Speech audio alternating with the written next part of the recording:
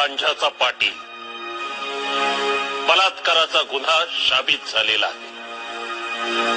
पण फक्त बलात्काराचा गुन्हा नव्हे, परिस्थिती अधिक भयंकर आहे. हा कायम नरकासूर याचा मस्तवालपणा इतका की रयतेवर याचा अखंड अत्याचार चालतो.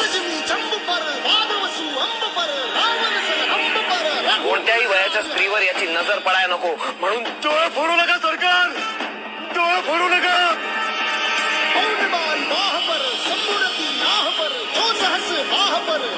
त्याच्या डोळ्यावर कायम पट्टी बांधली.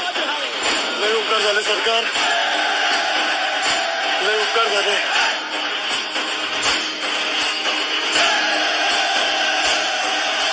त्याला पुण्यातच ठेवा, दिवस रात्र उपाशी पोटी ठेवा.